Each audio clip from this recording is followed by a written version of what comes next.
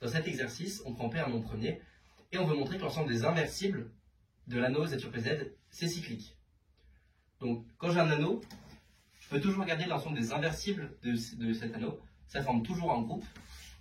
Dans ce cas-là, comme Z sur PZ, c'est un corps, quand P est premier, ça va même être l'ensemble des éléments non nuls. Ça forme toujours un groupe, et là, on va montrer qu'il est cyclique. Donc, c'est pas forcément vrai pour Z sur NZ.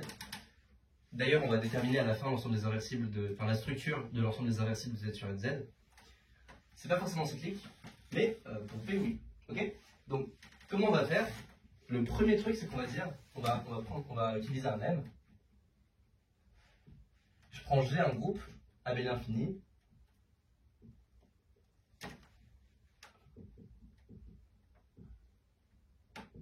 Ok. Je prends A et B dans G d'ordre premier entre eux.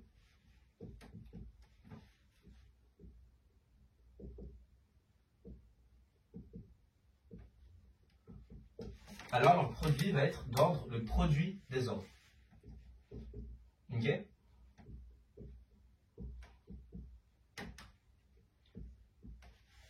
Donc, ce qu'on va faire, ce qu'on essaie de faire dans cet exercice, c'est de trouver un élément qui va être d'ordre P-1, parce que c'est le cardinal de l'ensemble des inversibles. Enfin, c'est le cardinal de Z sur PZ étoile. Et donc, ce qu'on va faire, c'est qu'on va prendre, pour tout nombre premier dans la décomposition du cardinal de Z sur PZ étoile, un élément d'ordre cette puissance-là, et on va prendre des produits avec des ordres premiers entre eux, et on va avoir un élément de gros ordres. Okay. Donc comment on monte ce lemme? Si j'ai AP puissance n qui égale à 1, alors j'ai A puissance n égale B puissance moins n. Okay. Donc A puissance un, ça c'est égal à 1, parce que A est d'ordre U, c'est égal à B puissance moins n, moins un. Donc j'ai que V, l'ordre de B, divise un. Donc V divise n. Parce que U et V sont premiers entre eux. Okay. Donc j'ai que V divise n. De la même manière, j'ai que U divise n. Donc ça équivaut à ce que UV divise n.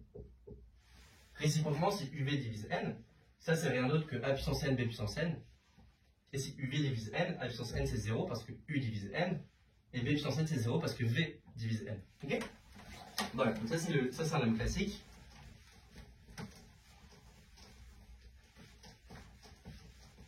Qui est vrai dans tout le groupe. Pour l'instant, on n'a pas du tout utilisé la structure de corps de Z sur PZ. Et là, on va le faire, c'est dans ce théorème. Que je vais appeler lemme. Ok. Donc, soit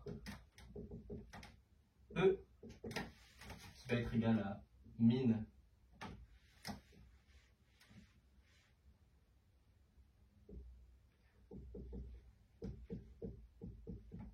on va l'appeler G, le groupe des inversibles. Donc, ce qu'on fait, c'est qu'on va poser E l'exposant du groupe. L'exposant du groupe, c'est le plus petit entier tel que tous les éléments du groupe élevés à la puissance de cet entier sont égaux à 1. Ok.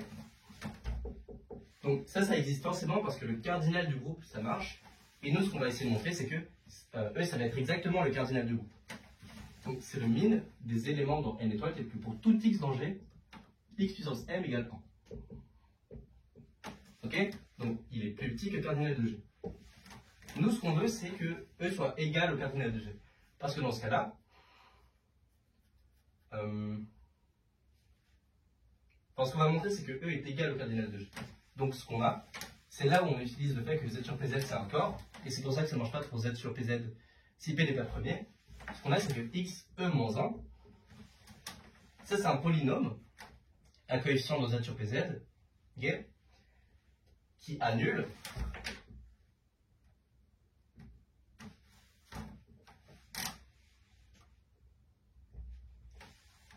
Z sur PZ étoile.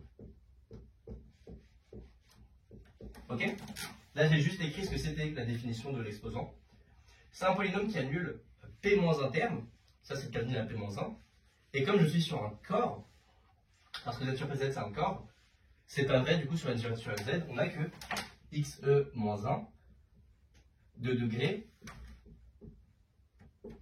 plus grand que P moins 1. Parce que, quand je suis sur un corps, l'ensemble des racines d'un polynôme quelconque compté avec multiplicité, c'est plus petit que le degré. Ça, c'est pas vrai sur un anneau en général. Quand j'ai un polynôme à coefficient dans un anneau, c'est plus forcément vrai. Là, on est sur un corps, donc on a ça. Donc là, il se passe vraiment un truc. Là, on utilise la structure à la fois de groupe et d'anneau de notre élément G. Ok? Donc, ce qu'on a, c'est que, in fine, E égale G moins 1. Enfin, E égale G, pardon. Donc, on est content.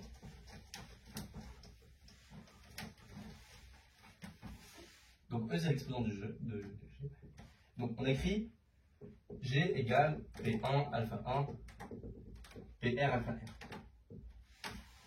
Ce qu'on va faire, c'est qu'on va dire que, quel que soit I,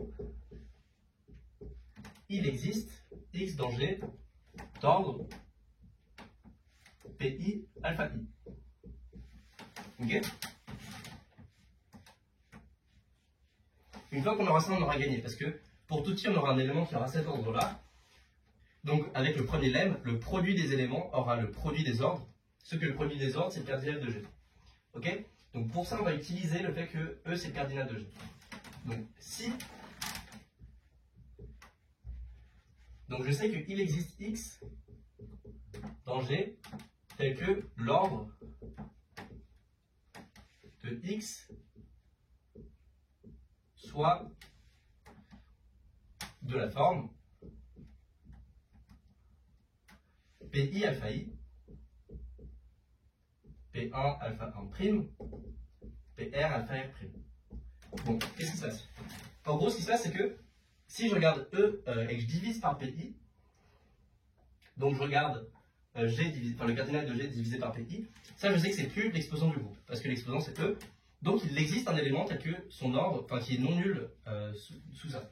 Donc en gros ça va être mon X, il existe un X tel que X puissance PI alpha I moins 1, ça c'est E une fois que j'ai divisé PI, fois P1 alpha 1, PR alpha R, ça c'est différent de 1, parce que ça c'est strictement plus petit que l'exposant du groupe. Ok, donc ça ne peut pas être l'exposant, il existe un élément qui vérifie ça. Ok? Donc son ordre, il est forcément...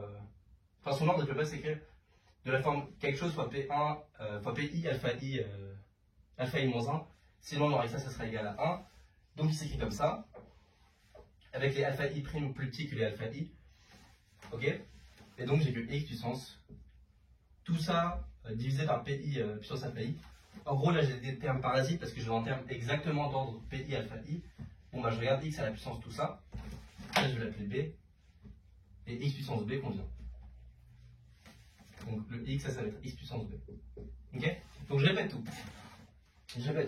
Donc, on a déterminé l'exposant du groupe. L'exposant, c'est le plus petit entier M tel que tous les éléments élevés à la puissance M sont égaux à 1. On a montré que l'exposant était égal au cardinal de G. Le cardinal de G, j'écris sa décomposition en premier irréductible. J'écris sa décomposition en nombre premier. Je sais que pour tout I allant de 1 à R, le cardinal de G, quand je le divise par PI, c'est plus l'exposant du groupe, parce que l'exposant c'est le cardinal de G. Donc il existe un élément tel que, quand je l'élève à cette puissance-là, donc à la puissance cardinale de G sur PI, c'est ça, il est différent de 1. Donc, son ordre, il va être de la forme, on ne sait pas du tout, PI alpha I, on ne sait pas du tout.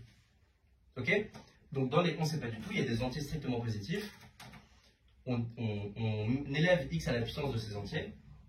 Et du coup, c'est facile de vérifier que I puissance B, ça va être d'ordre exactement PI puissance alpha I. Maintenant que j'ai fait ça pour tout I. J'ai des éléments d'ordre PI alpha I pour tout I. J'utilise mon premier lemme, je fais le produit de tous ces éléments, et j'ai un élément d'ordre cardinal de G. Et du coup, G est cyclique. Ok? Donc vraiment, là où c'est vraiment passé quelque chose, c'est qu'on a dit que l'exposant était égal au cardinal du groupe, parce que le polynôme avait plus de degrés que de racines. Ça, vraiment, ça c'était le plan clé de la preuve. C'est vraiment très beau.